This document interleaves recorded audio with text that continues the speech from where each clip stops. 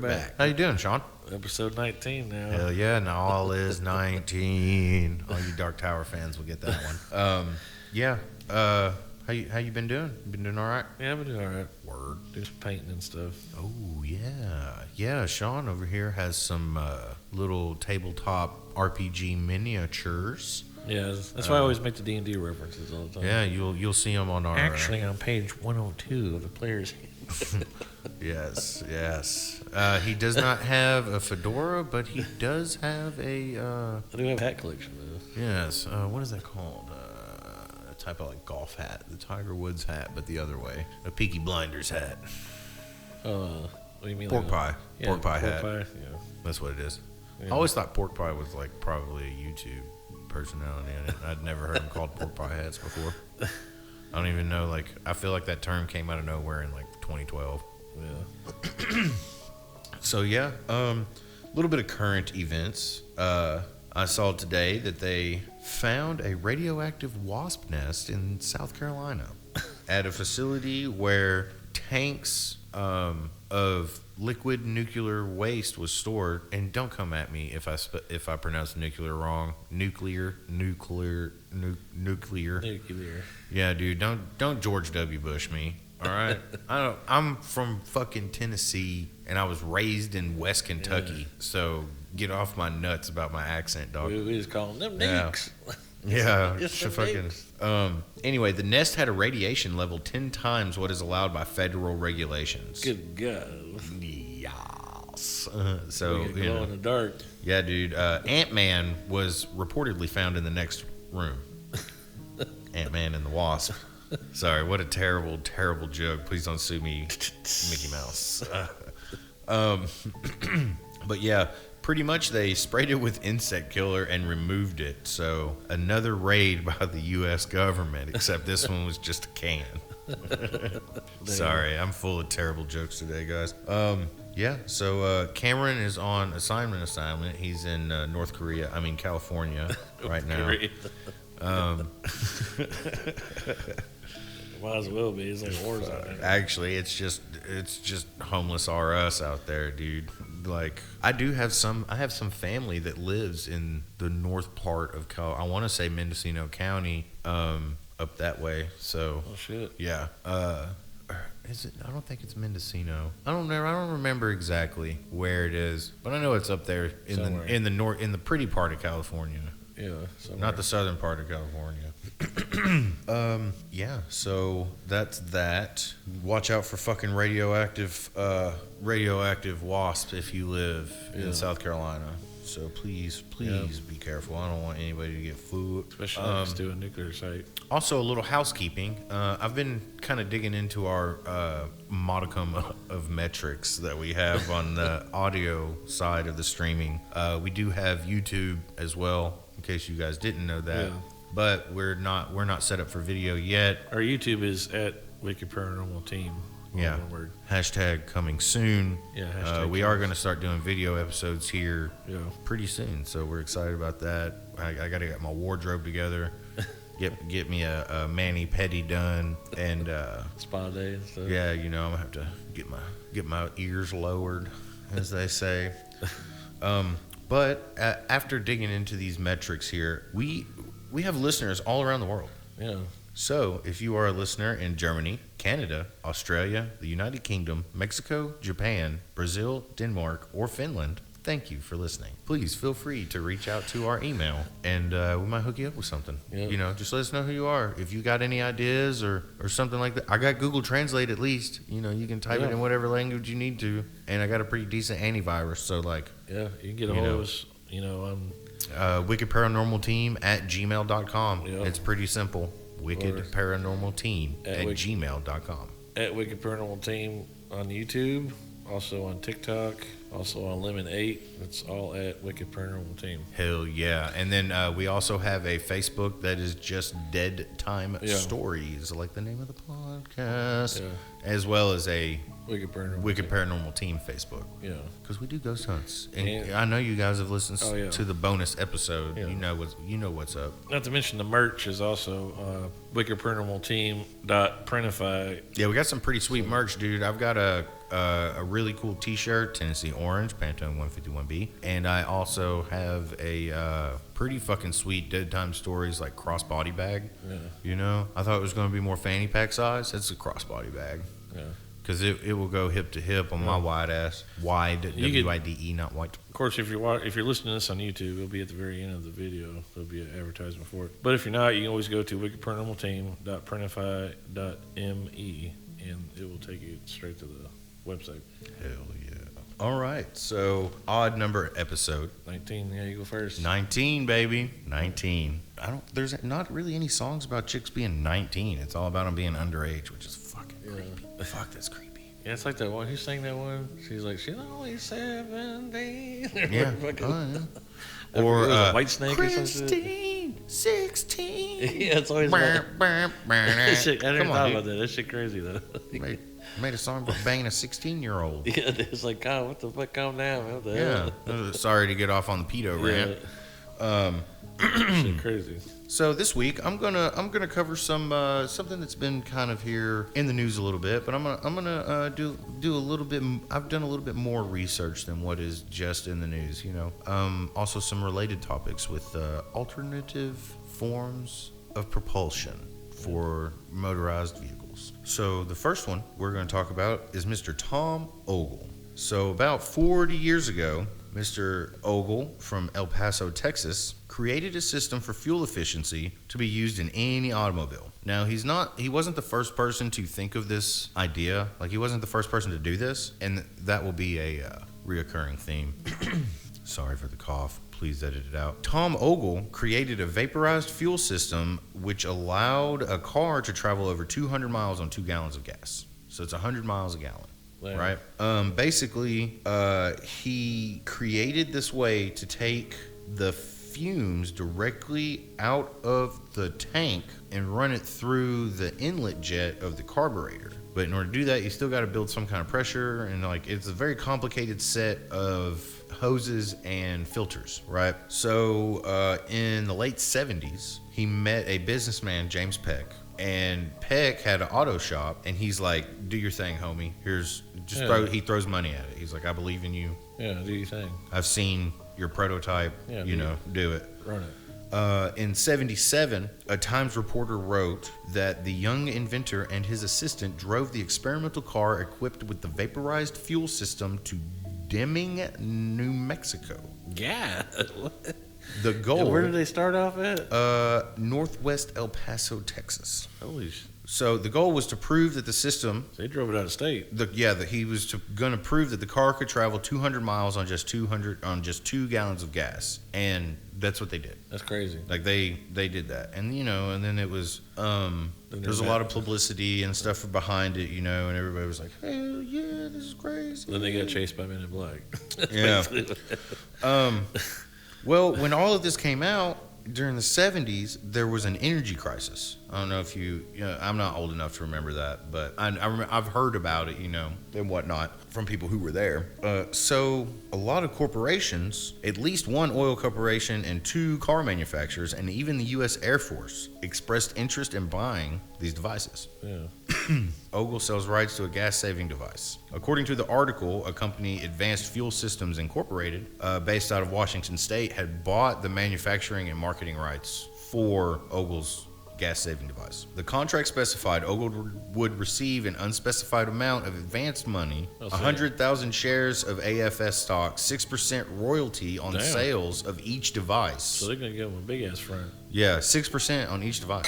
Excuse me. So, this is fucking $6 out of every 100, right? So if you sell 1 million of them, it's like $600,000. That's not bad. Yeah, and, how many cars are on the fucking road? A lot. Yep. He would also receive a monthly salary and the right to visit AFS, right? So he'd be able to come in there and make sure they were doing his shit right. Yeah. And like kind of being part of the R&D. Yeah, kind of looked like an overseer. Now, about 2 months later, the SEC, the Securities Exchange Commission, not the Southeastern Conference, go Vols, filed a complaint against AFS as specified in the Times article. Complaint surprises Ogle, also by Lenzini, who had wrote the article earlier about him selling the shit to AFS. So the SEC charged that the Seattle company had violated provisions of the federal securities laws, and then Ogle and his people became more entangled with the legalities, and it was a whole bunch of bullshit. And then he just kind of like he was gonna open a chain of computerized diagnostic centers, and he only opened one in North El Paso in '79, and then before the end of that year, he closed the site. The phone had been disconnected, and according to a February 24th, 1980 Times article by Laura Hlavach, Hlavach, Ogle was hard to find. February 24th is my birthday. That was 8 years before I was born. In May of that same year, 1980, the IRS came looking for him. And we all know what happens when the fucking IRS comes looking for your ass. Yeah, they want that money. Yeah, dude, the IRS is like the one fucking government entity that can fuck you up the most. Yeah, They can take everything, and you will never have anything ever again. It's like big worm. Playing with my money is like playing with my emotions. So they, so they came at him over 20 grand, right, in back taxes. Yeah. Ogle had apparently begun living the high life right after the selling of his invention. He had a custom-made limo and all the perks, and fucking doing coke and fucking whores, man. That's what one does. Back behind a stripping club. That's what one does in 1980 when they are recently fucking overly wealthy.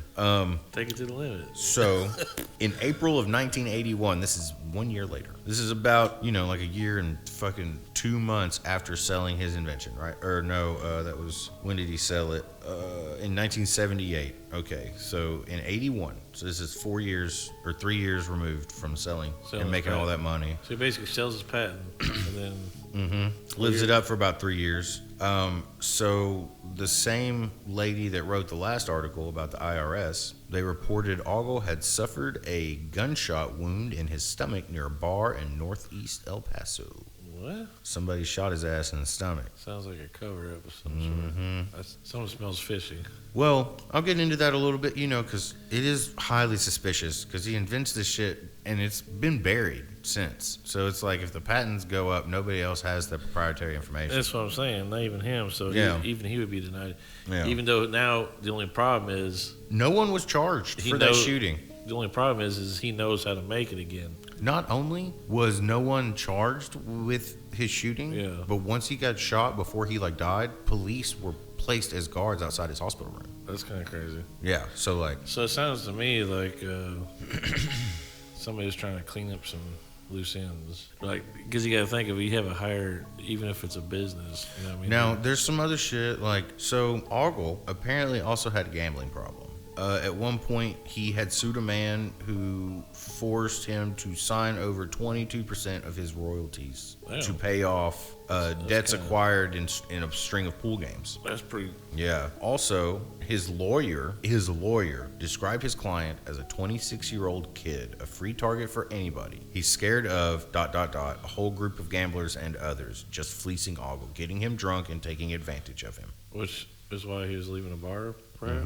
And then somebody come up and shot his ass, made it look like a mugging or something, and then swept it under the rug. Oh, no, he didn't get killed by the gunshot wound. No, the gunshot wound didn't kill him in April 81. Okay, so... Also, maybe it had been attempted. August 19th of 1981, at 26 years old, he died of what medical examiners said was an alcohol and drug overdose, citing a large amount of Darvon, a tranquilizer, in his body. Yeah. What? He had been at a bar drinking and collapsed at a friend's house. Pathologists were uncertain whether the death was accidental or suicide, but many people, including some of his backers, believed it was neither. He had legal and money problems. His friends and lawyer refused to believe that he would have deliberately taken 20 Darvon pills in addition to drinking heavily. I was about to say, how are you going to take tranquilizer? Yeah. I was thinking Ninja Assassin in the window. He's hits him with a dart or some shit. Now, he didn't leave a will, and his wife, Monica, which is spelled Monika, she won the right to oversee his estate, and his invention It's gone. That's crazy. There's a company out there that owns the rights to it. Yeah, but they ain't releasing it. No, fuck no. That's what I'm saying. It's got to be Big Brother trying to tie up some loose ends. Hydrocarbons. They don't want this shit out because they're making more money off of burning shit. Mm-hmm. Now we're going to get into some other stuff, some H2O. Stanley Meyer, he created a water fuel cell, right? I don't know the science behind it. Essentially, he claims that he replaced the spark plugs with a quote-unquote water splitter, which what it does is it like splits hydrogen and oxygen and then recombines it. So it splits it on... And that way the exhaust is water. So it splits it on a molecular level then. Yeah, essentially. That's crazy. So he used a water fuel cell. The fuel cell, which he claimed was subjected to an electrical resonance, would split the water mist into hydrogen and oxygen gas, which would then be combusted back into water vapor in a conventional internal combustion engine to produce net energy. Yeah, and then the emissions is like zero because it's just making water. You're essentially making fog. Mm-hmm. Meyer claimed that now his claims, and you'll see a reoccurring theme in these hydrogen ones, his claims were never substantiated by any type of independent study. No. Like his shit, nobody ever said anything about it. However, in Ohio, he was found guilty of gross and egregious fraud in 1996. But then in 1998, he died of an aneurysm. No. So was it really an aneurysm? Or was it drug induced? Yeah, because I'm pretty sure if you just fucking needle full of somebody with air, you'll give them an aneurysm. Well, that's all this is this air pocket trapped in your blood vessel. I'll fly through these next few. Dennis Klein. He worked for a firm, Hydrogen Technology Applications, They patented an electrolyzer and trademarked the term aquagen. So essentially, it was developed as an alternative to oxyacetylene welding, but then they were like, oh, we can run a car off this. And now Dennis Klein claimed that there were negotiations with U.S. auto manufacturers and the government and all of that. Yeah. However, at current, the company no longer claims it can run a car exclusively off water and is instead marketing quote-unquote aquagen as a technique to increase fuel efficiency, thus making it a hydrogen fuel enhancement rather than water-fueled car. Yeah, frauds. They try to downplay it. Genesis World Energy, nothing ever came of it. They collected $2.5 million from investors, but none of their devices were ever brought to market. And the owner of the company was sentenced in New Jersey to 5 years in prison and has to pay back $400,000 in restitution. Damn. As of 2006. Yeah. So that shit was fraud. Genpax Water Energy in 2008, a Japanese company, Genepax, they unveiled a car and claimed it ran on only water. There was a whole lot of stuff with this one because there's a metal hydride reaction. I won't get into the science, and it's not really water, and it ended up being just an electric car. Yeah, because really all water, H2O. Yeah, 2 parts hydrogen. Yeah, 2 parts hydrogen, 1 part oxygen. 1 part oxygen. Yeah, that's all. So if you split it down to molecular level, then you get hydrogen, you know what I mean? Yeah. Daniel Dingle, or Dingell, he's a Filipino inventor. He's been claiming since 1969, that he had a technology allowing water to be used as fuel, but in 2000, he entered into a business partnership with Formosa to further develop the technology, and 8 years later, they successfully sued him for fraud. Damn. And Dingell, who was 82, was sentenced to 20 years in prison. 20 years? 20 years. He was 82. Yeah. At 82, he was sentenced to 20. Right, and Filipino dudes live for a fucking long ass time, so he still probably had to serve 8 years. Yeah. At least. Yeah, they basically sentenced him to death. That's what that was. That was a slick death sentence.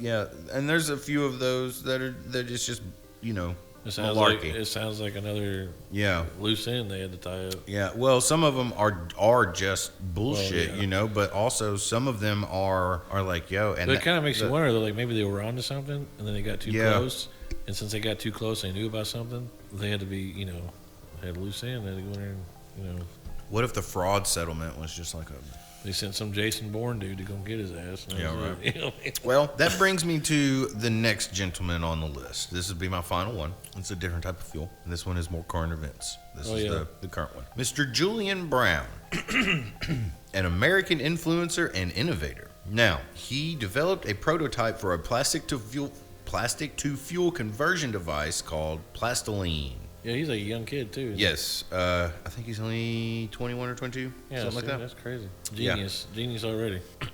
Doing big things already. Now, he didn't invent plastiline, or he didn't invent the process.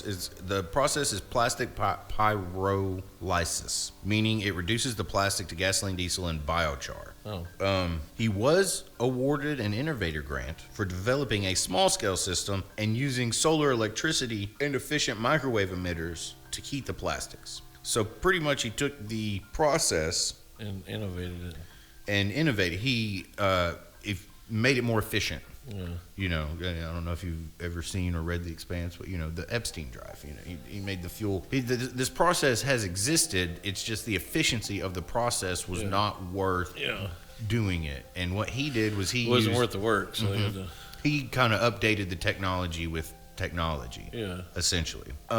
So born in Tennessee, lives in Atlanta, which I mean it's Atlanta. But he started doing all this shit while he was still in high school, and he had like welding certifications from school, and I think I've seen him on YouTube. Yeah, he's an African American gentleman. Yeah. He's very, very intelligent. He speaks, very intelligently for someone his age. Yeah. Most 21-year-olds are like yeet and bruh. Actually, probably not yeet anymore, but still, Skibbity, Ohio.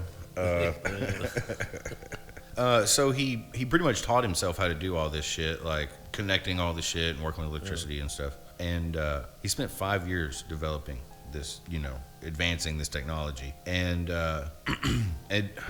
the articles I found also mentions that he's a black belt. I don't fucking know why. But he founded the startup Nature Jab and ran experiments to scale it up.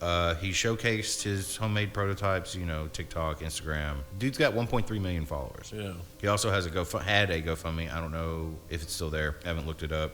Feel free to do that yourself, listener. He set up a GoFundMe to raise $1 million, and as of late July 2025, it's only got 18 grand. So now here's a little bit more on the pyrolysis. In 2016, there was enough research into it to warrant a review of the range of studies and findings in the journal. And in the Philippines, plastic to gas projects have been underway since 2005. So that because the Philippines is just fucking covered. All them little island nations like that is just covered. Well, it's in like the plastic. ocean. There's just like big. There's islands of fucking oceans. Yeah, there's nothing but trash. Yeah. Plastic and shit. In 2013, inventor Cygnus Sndbn, he's from Malaysia, Cygnus, Syngas, Sndbn, I can't pronounce those words, SDNBHD is his fucking name. It's just all syllables, there's no vowels.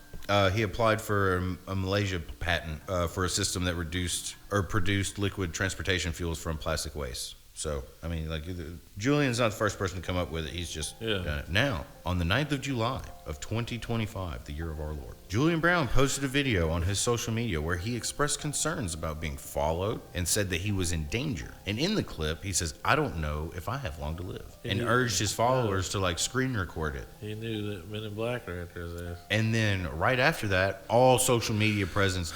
Somebody come in and John Wick goes black. Yeah. Despite the attention, there's theories around this, dude. His mother, Nia Brown, later confirmed to reporters that he was safe, but declined to provide further details for security reasons. Now, it could be a ploy for him for publicity. Or he could be in a safe house somewhere. His name is probably getting spread more now than it ever has been. Yeah. He could have just gone underground, he's on the lam, he just fucking went underground, and he's hiding for a little bit because something happened. It spooked him. Or he's already dead, and Nia Brown is the plant. Yeah.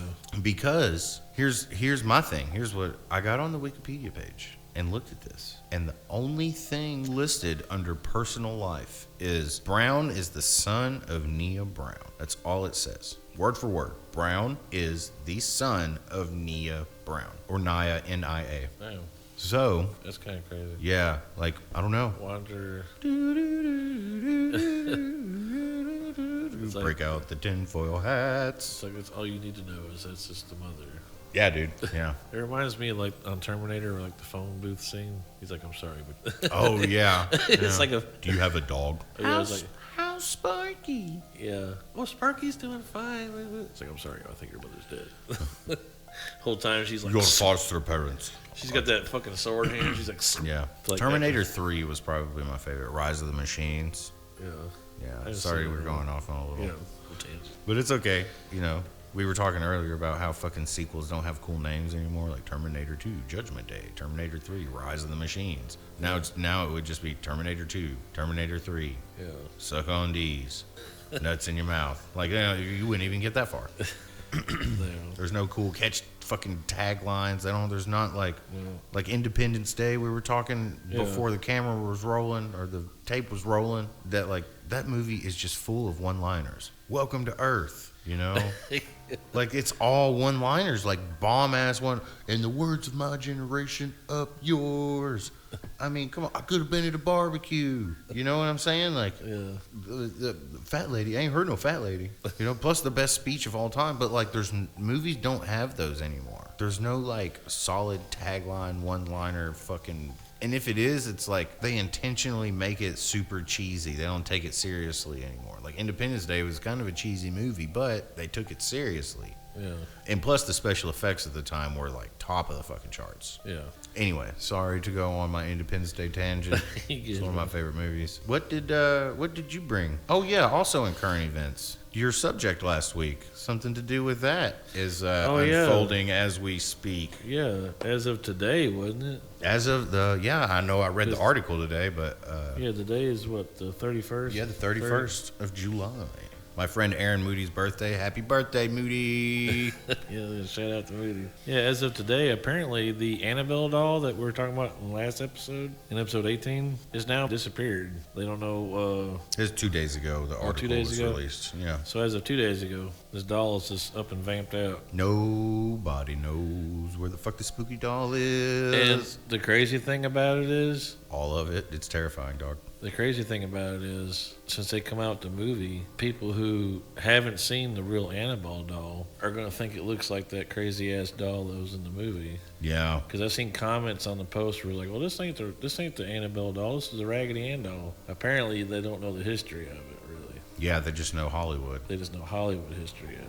Hollyweird. Which makes it even more scary because it could be at a garage sale next week and nobody would know because it's a Raggedy Ann doll. Like, oh, look at this Raggedy Ann doll. If I ever come across a Raggedy Ann doll at a yard sale, I'm buying it. History repeats itself. It winds up in the hands of some nurse, and next thing you know, it's haunting another house somewhere.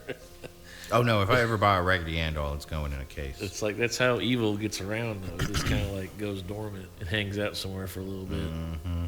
It'll probably be like it won't be found until our kids are our age. Probably we'll be dead and gone before it's ever. Because whatever possessing it, has eternity. So it's not gonna just. Yeah, dude. Like if I had one wish from a fucking genie, it would be to be immortal. You know what I mean? Like so I could do that. Let me sleep for 350 fucking years. Let's see what the world looks like then, buddy. You probably could once they invent cryogenesis. Yeah. Well, then you're Khan in Star Trek 2. Because you can like wake up and be awake for like a week and then go back to sleep for 300 years and then like sleep again for like depends. Like, you can like ride the cryogenic wave and sleep. Yeah, but what by the time you wake up, they don't even need it anymore because they're immortal. Or all of the world is dead. Well, I watched that show Foundation. And that's what they do in Foundation. I have not seen it yet. Yeah, that's what they do in Foundation. They'll like. What's it on? It's on Apple TV, I think. No free shout outs, but I'm not paying for Apple TV. Oh, I don't either. I just watch it by other means. But it's a good show, though. It really is. Ahoy! Yeah, I started. Speaking of shows, I watched that The Woman in the Yard the other day. It got me talking about my subject today because I noticed that in the movie, she comes popping out of a mirror. I'm not going to spoil it for nobody who's seen it, but there's one point in the movie where she pops out of a mirror, and that got me thinking, like, mirrors are super paranormal. Like, some people believe that they're portals. Oh, that movie came out this year. Some people believe that they're, some of them think that they're a doorway to another realm, maybe, or even, different paradoxes and stuff. Have you ever seen the show Lock and Key? No. I believe it's based off a book series as well. No. I guess these, I don't know, some family dies and there's a bunch of keys in this house and they do a bunch of crazy shit. One of them in the first season is a mirror. Oh, shit. And it's pretty much that. Like they get swapped out with like a mirror itself. It's like some Narnia shit. Yeah, but instead of a fucking. Also, there's that scene in The Matrix where Oh, Neo yeah. where Neo touches the mirror and it starts like consuming I him. forgot about that. That's always fucked me up about mirrors, dog. Yeah. Sean forgetting something from The Matrix? I What? forgot. Yeah, but let me see here. Sorry to throw you off topic, dog. Oh no, you're good. So this, like, okay, think when you stare into a mirror, you don't really know who or what is really staring back at you. You know what I mean? Like, yeah, it's, you know, we know it's our reflection, but do you really know it's your reflection? Because if you turn away, you can't see it. You can't see your reflection. Yeah. So you can't really see what your reflection is doing. Yeah. Unless you have another mirror. Of course, we'll get into that in a little bit, where you got two mirrors facing each other, mixing it like. Oh yeah, dude. The infinity mirror. Number one, the album cover to Black Sabbath "Sabotage," where they're like facing the same way as their reflections. Yeah. They're not like looking at each other, you know. They're like facing the same way. And then my buddy Fielders has like this table that's got this like one-way mirror on the top. Yeah. So you can see through it, but it's a mirror on the other side. Oh shit. And it's a mirror in the bottom, and there's lights in it. Yeah.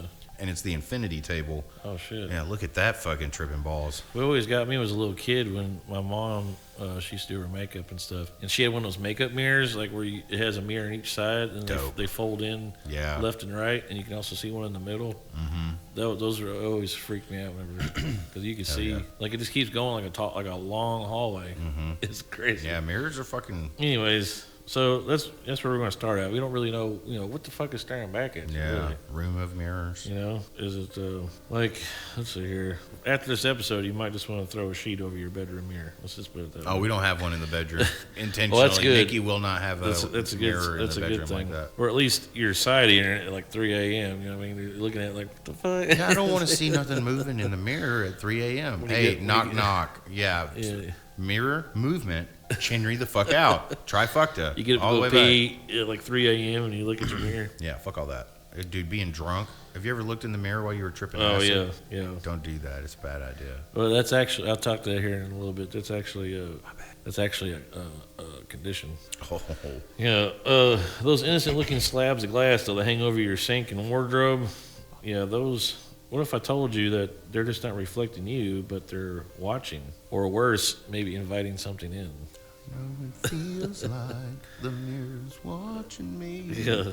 We're going to start with a little bit of the history on mirror lore here. So let's start at the beginning, because of course humans have to, they've been suspicious of these reflections since we started looking in ponds, when living in caves and shit. In ancient Egyptian time, around 2900 BCE, they used to polish metal and see reflections, believing mirrors had protective and magical powers. For example, they buried the dead with them because, even in the afterlife, you got to check your hair and stuff. Greek mythology, you remember Narcissus, the root word for narcissus? Oh, yeah, mirrors, dog. Narcissus, he fell in love with his own reflection, and then he ended up drowning. The Greeks were already into the idea that mirrors mess with your soul, so, be careful with them. In Roman times, we believed breaking a mirror meant 7 years of bad luck. I still believe that. I don't fuck with breaking mirrors, dude. Why 7? Well, because the Romans thought the soul regenerated every 7 years. So if you break a mirror, you're basically in pieces until you pick yourself back up, put yourself back together.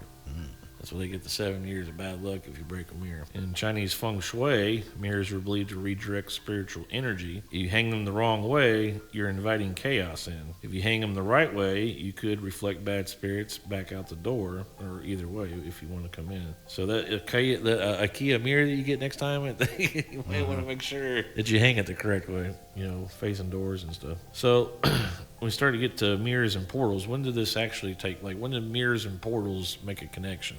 And of course, it dates back to the good old Victorian times, because they always ruin everything. So the Victorian. They're always fucking shit up. Except for their architecture. Beautiful. Yeah. So that's when they started using mirrors to channel stuff. Okay, during the 1800s, which was our favorite era of ghosts, mourning and musty curtains. Victorians, they popularized the idea of covering mirrors when someone died. Why, you'd ask? Well, because they believed that if the soul saw its own reflection, it would get trapped and doomed inside the mirror forever. Damn. So they would cover them, at a wake or something. They would cover all the mirrors, say they go back to the house, after the funeral and stuff. That's why you always see, in old-time movies, they may have mirrors covered Or if you move into like an old Victorian style house, some of the mirrors may still be covered. Or they're in a cupboard. Or they flip over. Or they flip, if they flip around or something. That's why though, because that's one of what they thought. Also, here's a fun fact: they also had mirror seances back in the day. They would purposely literally using mirrors to communicate with the dead, because why not add more horror to your evening tea? You know what I mean? Yeah, bro. Let's make this as spooky as they fucking called possible. They called this scrying, mirror scrying. It's also used in the occult. Might try that. You can also use it. You can also use liquids to make a mirror as well. You don't really have to have a mirror, but using reflective surfaces to divine the future or communicate with the spirits. Think of it like a Victorian FaceTime, but for the undead. That's how they did back then. There has been a couple of historical mirror incidents. Back in 1907, there was an incident called the Bloody Mirror in Prague, and reports emerged of a mirror in a wealthy banker's home that was showing his death days before it happened. And then after his death, the mirror supposedly turned black and cracked on its own. The mirror was sealed behind a wall, and guess what? Then the house burned down in 1911. The wall was still intact. Coincidence or curse? Like the whole house burnt down except for that one wall with the mirror behind it. Yeah, fuck that. And now in 1945, at the Biltmore Estate in North Carolina, servants reported seeing ghostly figures appearing behind them in the mirrors, only visible from the neck down. And to this day, staff refuses to clean any certain antique mirrors unless it's daylight outside. And even then, some will wear crosses while they do it. You know what I mean? 'Cause they don't, others just drink. Now, when it comes to superstitions and practices, this is around the world. I got a few examples here from the globe. Like in Russia, for example, pregnant women are warned to avoid looking into mirrors because it might deform the baby or invite a wayward soul. So they don't let pregnant women look at mirrors. In India, it's believed a mirror facing the bed can attract negative energy or even lead to spiritual possession while you're asleep. So yeah, that headboard mirror, probably not a good idea. No, fuck that. I don't fuck that. In Mexico, on Day of the Dead, some altars avoid mirrors altogether, fearing that the spirit might get confused and not pass according to its properly. You know, like if it sees a mirror, it may get diverted and go into the mirror instead of going to its grave. In Appalachian folklore, this kind of hits close to home here. In Appalachian folklore, if you see someone's reflection in a mirror after they've died, it's them. It's supposed to be their spirit. However, worse, if you see yourself in a reflection, but you also see another copy of yourself behind yourself in a reflection. So you see two of your reflections in the mirror, that means you're next. So you might want to sleep tight. Yeah, don't let the dead bugs bite. Yeah, don't let the dead bugs bite. Yeah, here's some real world hauntings here. The Myrtles Plantation in Louisiana, one of the most haunted homes in the U.S. A large ornate mirror in the parlor is said to have held trapped souls of a murdered family. Visitors report seeing handprints appear on the glass and even faces from time to time, despite it being polished daily. That's kind of crazy. Fuck that. And of course, at Zach Bagans' Haunted Museum in Las Vegas, he has. I wonder if he's related to Bilbo and Frodo. Oh, I don't know. Maybe. Well, it's actually Bagan.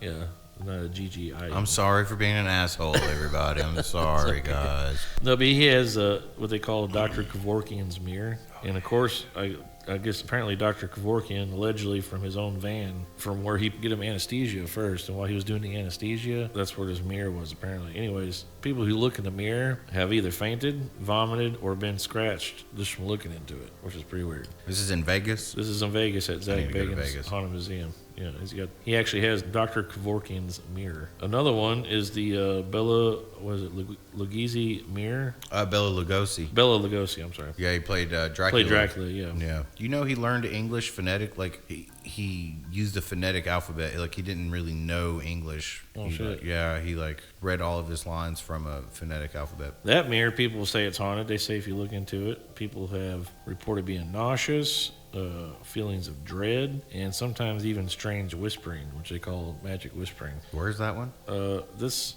it say? It says his mirror, the guy who played Dracula. As of now, in today's modern time, now they got these TikTok mirror hauntings. This is like 2022 to present. You can type in hashtag haunted mirror on TikTok if you want, and it has over 100 million views. Apparently Gen Zs are scrying in their bathrooms with ring lights, and several viral videos show reflections not matching reality, like people blinking at the wrong time or shadows moving only in the mirror but not in reality. I mean, is it edited? Probably. Yeah, probably. But is it creepy? Probably. most definitely.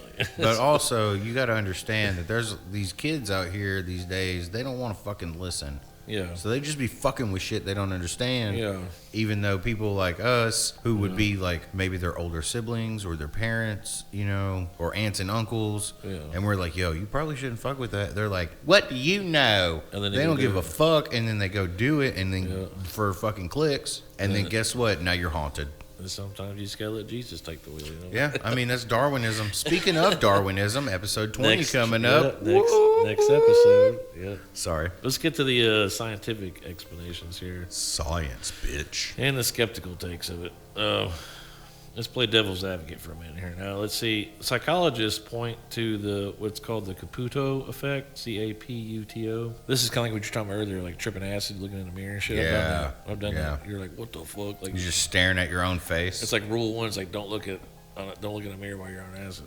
Or any kind of hallucinogen, because it's like your darker self you're looking back at. Anyways, this is when staring into a mirror too long, especially in dim lighting, makes your brain scrambled and starts to hallucinate. So you naturally hallucinate if you do that in a dim light anyways, without any narcotics. So imagine it being on narcotics, you're going to be 10 times more.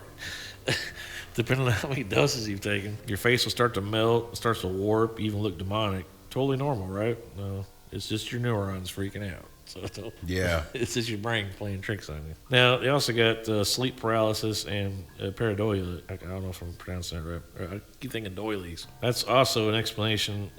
People think your brain's trying to fill in what's there and what thinks it's there. Like you see something like, you know, like a face in the side of a tree. You think it's a face because that's what your brain's used to looking at. You know, a smiley face or something. Anyways, unfortunately, your brain is an anxious drama queen all the time. So it's always trying to fill in gaps it can't understand. But even if science says it's in your head, if you're seeing something in the mirror, doesn't that make it real? I mean, at least to you, you know what I mean? Because if I see something in the mirror, I'm thinking, okay, well, is that it's like the Matrix mirror? You know what I mean? Is that real, or is that a portal? You know what I mean? Like there's even games people play, right? Which I don't think is wise to do this, but you know, play at your own risk, or play if you're drunk.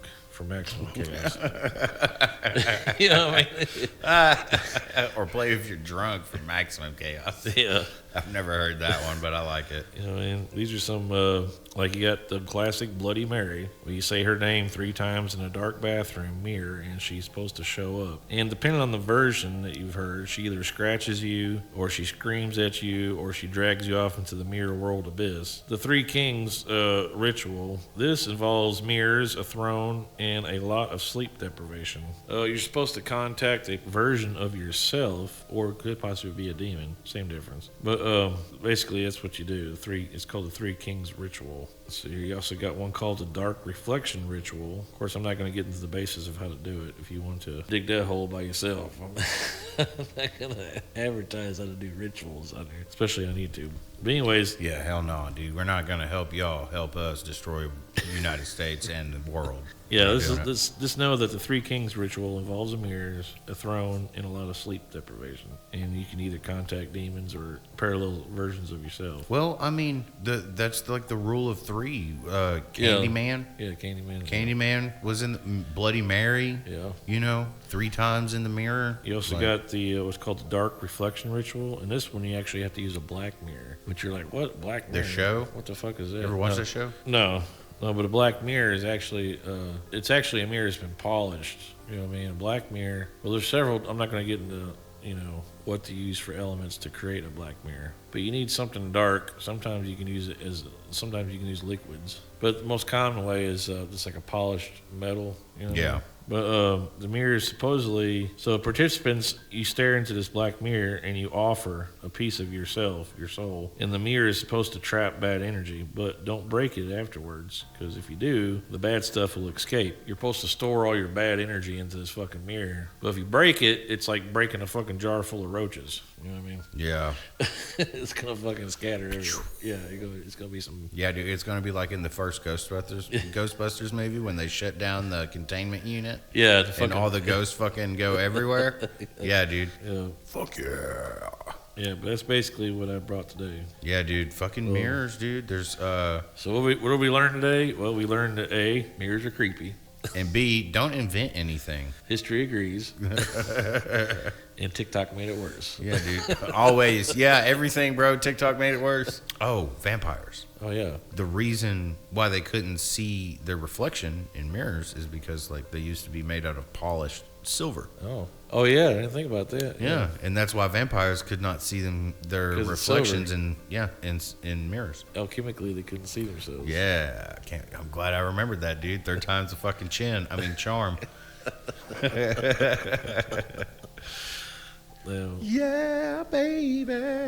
Hell yeah, dude. We got a fucking episode. We got a decent little going on here. A little surprise for the listeners. Got a long episode. It's you're gonna hear an ad after this episode goes off the air, and you'll find out where to find us. Don't forget to reach out to the email, please. Yeah, especially if you're out of country. Shit, even if you're in America, country, you know what I mean. Especially if you're out of the country, we had fans outside the country. It could be the first 48 or the other two. I don't care. I mean, the continental 48 and the other two. First 48. I mean, yeah, I guess it would be the first 48 states were the continental U.S. and then the next two are Alaska and Hawaii. Later. I'll holler at you all later.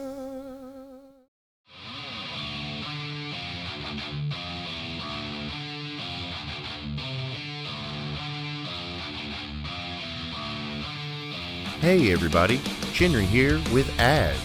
If you or someone you know would like to run an ad with the Wicked Paranormal Team or Dead Time Stories podcast, please feel free to reach out at wickedparanormalteam@gmail.com. That's wickedparanormalteam@gmail.com.